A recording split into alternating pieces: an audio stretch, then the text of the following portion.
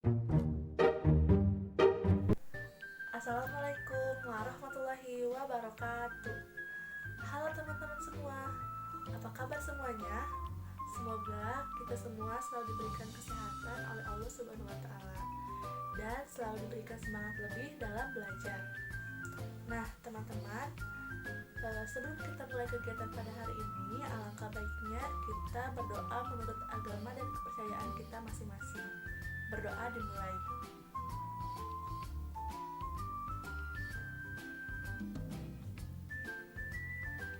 Berdoa dicukupkan. Sekarang ibu menanya, pernahkah kalian melihat lampu di rumah kalian menyala? Kenapa ruangan gelap bisa tiba-tiba terang kalau lampunya dinyalakan? Kenapa ya? Coba. Nah, betul, karena adanya cahaya. Jadi, teman-teman semua, hari ini kita akan membahas materi tentang cahaya. Nah, tujuan dari pembelajaran kali ini diharapkan teman-teman semua memahami apa itu cahaya, kemudian apa itu indera penglihatan, kemudian apa itu sifat-sifat dari cahaya. Nanti kita bahas bareng-bareng dan ibu pun akan memberikan cuplikan video yang nantinya akan kalian lihat. Nah, teman-teman semua, materi cahaya pada hari ini itu ada pada kompetensi dasar 3.7, yaitu menerapkan sifat-sifat cahaya dan keterkaitannya dengan indera penglihatan. Kemudian di kompetensi dasar 4.7 yaitu menyajikan laporan hasil percobaan tentang sifat-sifat cahaya itu sendiri. Untuk lebih jelasnya, mari kita mulai. Teman-teman semua, perlu kita ketahui bahwa makhluk hidup memiliki bermacam-macam indera. Di antaranya indera pendengaran, indera pencium, dan indera penglihatan. Nah, sekarang ibu mau nanya, apa sih yang kalian ketahui tentang indera penglihatan? Indera penglihatan itu ya penglihatan, berarti lihat. Biasanya kita melihat menggunakan apa coba? Hidung, telinga, mulut, atau mata? Ya, betul. Jadi, indera penglihatan pada makhluk hidup dinamakan mata. Mata adalah organ tubuh makhluk hidup yang berfungsi untuk melihat seluruh objek atau kejadian peristiwa-peristiwa yang terjadi di sekeliling kita.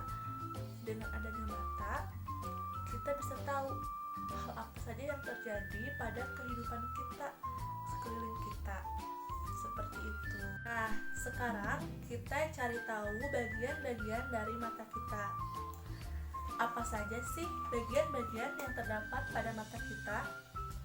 Kita amati terlebih dahulu gambar berikut ini.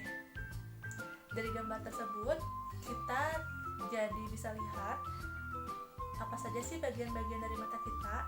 Yang pertama itu ada kornea, kemudian ada pupil, kemudian ada iris, kemudian ada lensa mata, kemudian ada retina di bagian belakangnya, dan ada badan bening, dan yang terakhir ada syaraf mata. Nah, dari bagian-bagian tersebut tentunya memiliki fungsinya masing-masing dalam cara kerja mata kita agar nantinya kita bisa melihat objek-objek yang ada di sekeliling kita. Jadi, bagian mata itu ada apa saja? Ada kornea, ada pupil, ada iris, ada lensa mata, ada retina, ada badan bening, dan ada syaraf mata. Betul. Nah, sekarang kita ketahui fungsi-fungsi di setiap bagian-bagian mata tersebut. Dimulai dari kornea. Apa sih fungsi dari kornea? Kita lihat gambar berikut ini. Jadi, fungsi dari kornea itu yaitu untuk meneruskan cahaya yang masuk ke mata kita.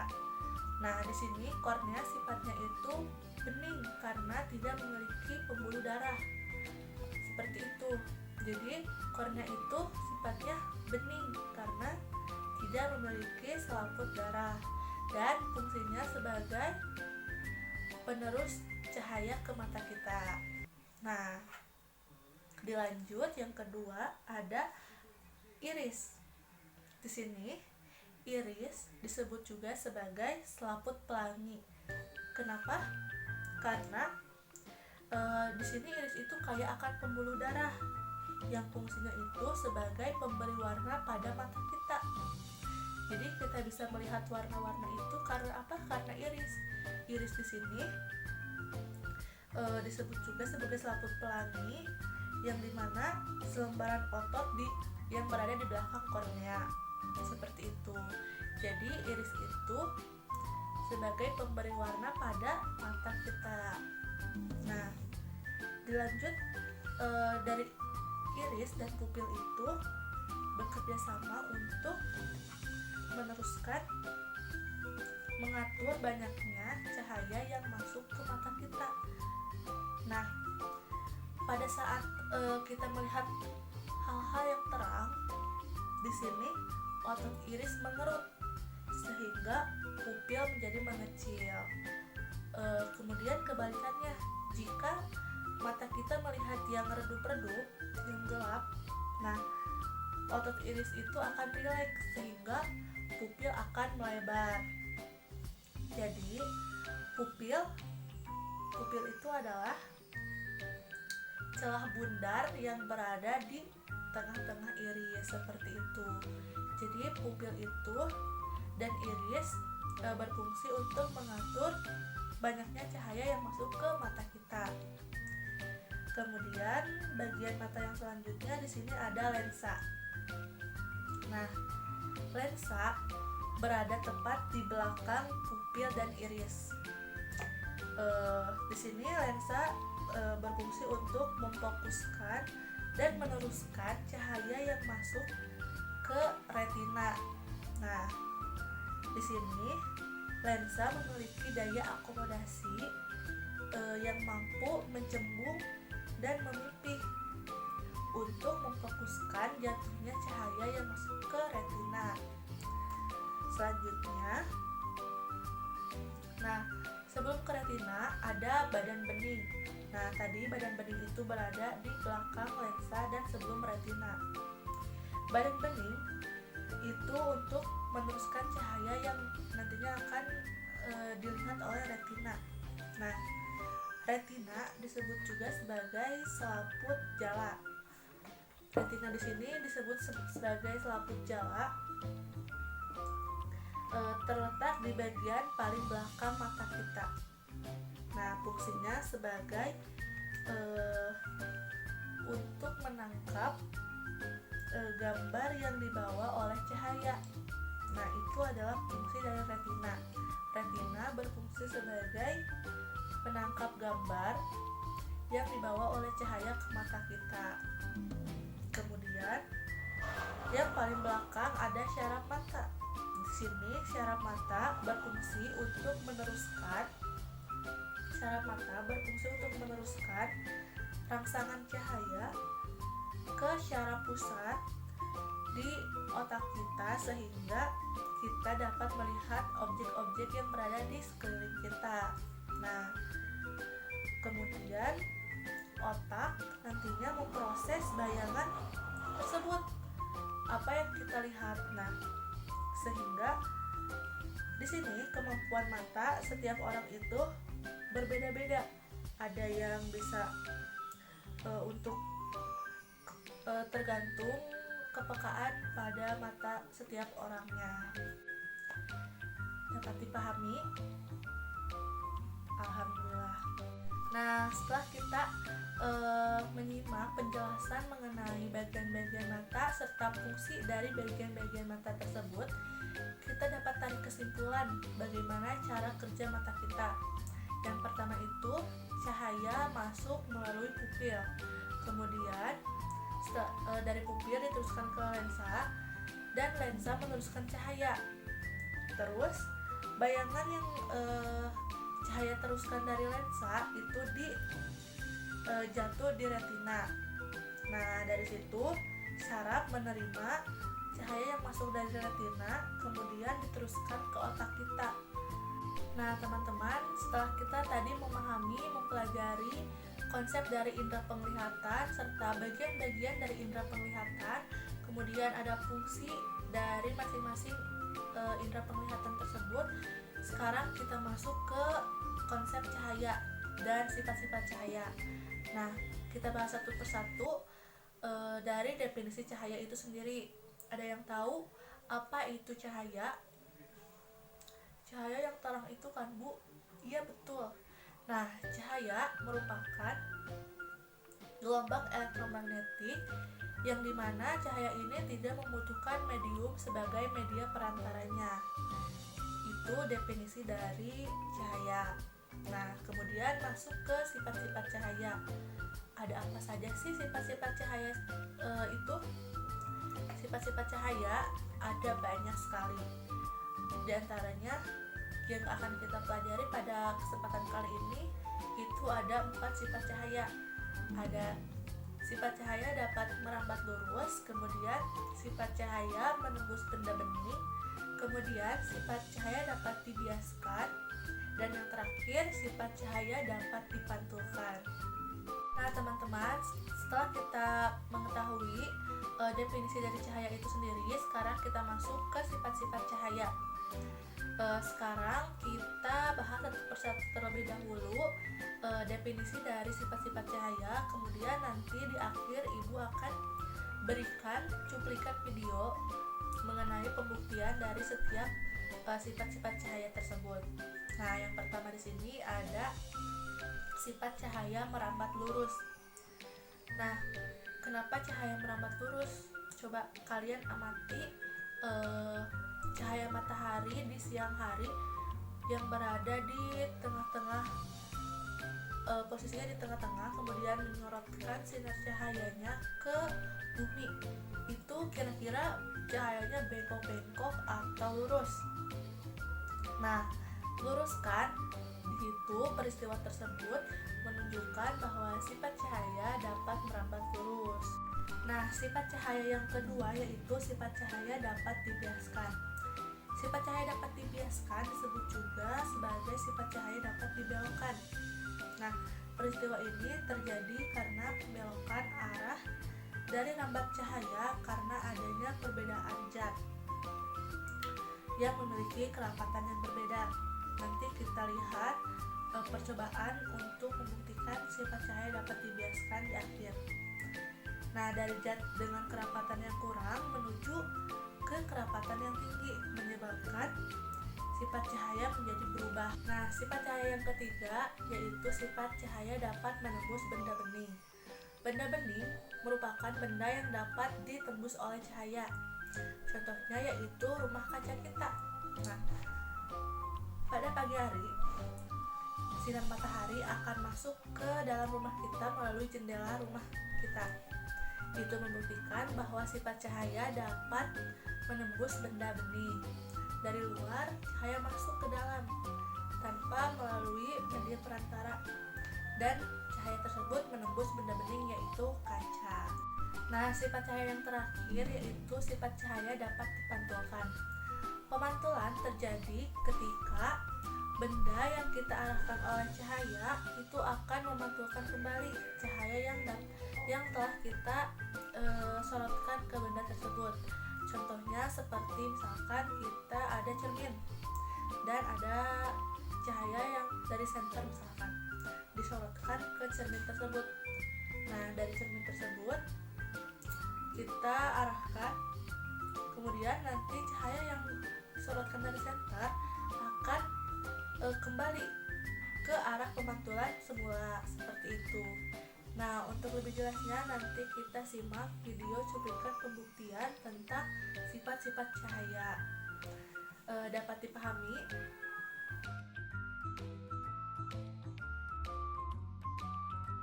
Susun karton-karton tersebut menjadi seperti ini. Dan simpan lilin di bagian paling belakang karton. Lalu lilin tersebut dinyalakan. Setelah itu, amati di bagian paling depan karton. Apakah cahaya lilin tersebut terlihat? Jika cahaya lilin tersebut terlihat, peristiwa tersebut menunjukkan bahwa sifat cahaya dapat merambat lurus. Nah, selanjutnya kita ubah posisi kartonnya. Yang tadinya sejajar menjadi seperti ini, di mana posisi karton yang paling depan kita geser sedikit ke samping. Kemudian amati kembali, apakah cahaya lilin masih terlihat di bagian posisi paling depan? Ternyata cahaya lilin tidak dapat terlihat. Nah, peristiwa ini menyebutkan bahwa sifat cahaya tidak bisa dibelokkan. Nah, sekarang kita akan membuktikan sifat cahaya dapat dibiaskan. Pembiasan ini disebut juga cahaya dapat dibelokkan. Peristiwa pembelokan arah dari rambat cahaya karena adanya dua zat yang memiliki kerapatan yang berbeda. Sebelumnya kan sudah dijelaskan ya. Nah, sekarang kita akan sudah menyiapkan gelas bening yang sudah diisi air setengahnya dan akan kita masukkan sumpit ke dalam gelas bening yang berisi air tersebut. Dan kita amati jika sumpit dimasukkan ke dalam gelas, seolah-olah sumpit tersebut akan terlihat seperti bengkok. Karena dari zat yang kerapatannya kurang menuju zat kerapatannya tinggi sehingga cahaya menjadi berubah. Nah, sekarang kita lakukan percobaan sifat cahaya dapat menembus benda bening. Di sini yang kita butuhkan yaitu ada dua benda, di mana yang pertama itu ada gelas bening dan juga yang kedua gelas berwarna. Kemudian yang ketiga yang kita perlukan yaitu adalah senter. Karena tidak ada senter, kita gunakan senter dari handphone. Nah, setelah itu kita lakukan percobaan yang pertama pada gelas bening.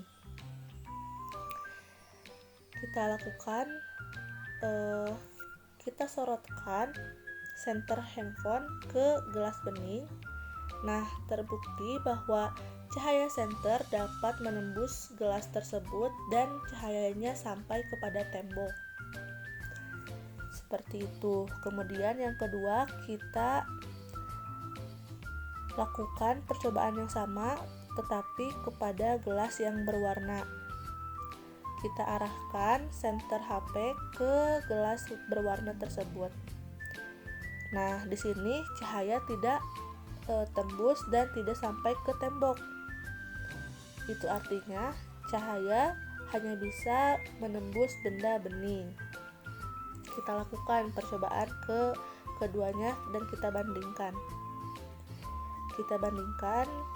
Yang pertama ke gelas bening, cahaya sampai kepada tembok, dan yang kedua cahaya diarahkan ke gelas berwarna namun tidak sampai ke tembok. Itu artinya cahaya hanya bisa menembus benda bening. Nah, selanjutnya kita akan melakukan percobaan sifat cahaya dapat dipantulkan. Yang kita butuhkan di sini ada dua cermin, kita sebut cermin A dan cermin B. Kemudian kita butuhkan juga satu buah senter. Kita tetap menggunakan senter dari handphone karena tidak ada senter. Nah, lalu kita lakukan percobaannya ke cermin A terlebih dahulu. Nah, kita arahkan senter kepada cermin dan kita amati, kemudian terlihat senter kita arahkan ke cermin namun cahaya sampai kepada tembok karena pemantulan ini terjadi ketika cahaya yang kita kenai ke benda akan kembali ke benda yang diarahkan oleh cahaya. Kemudian kita gunakan cermin B di hadapan cermin A dan kita lakukan percobaan yang sama, yaitu arahkan senter dan tetap cahaya ada pada cermin B. Itu artinya sifat cahaya dapat dipantulkan. Alhamdulillahirobbilalamin, rupanya kegiatan kita pada hari ini telah selesai dan materinya telah tersampaikan semuanya. Nah, sebelum kita menutup, kita simpulkan terlebih dahulu Materi apa saja yang telah kita sampaikan pada hari ini? Yang pertama itu ada indera penglihatan dan ada bagian-bagian dari mata. Tadi ada kornea, pupil, iris, lensa mata, retina, syaraf mata, dan juga badan bening. Kemudian ada cahaya dan sifat-sifat dari cahaya, yang dimana ada cahaya dapat merambat lurus, cahaya menembus benda bening, kemudian cahaya dapat dibiaskan, dan yang terakhir cahaya dapat dipantulkan. Nah, rupanya cukup sekian pembelajaran kita hari ini. Sebelum kita pulang, alangkah baiknya kita berdoa menurut agama dan kepercayaan kita masing-masing. Berdoa dimulai.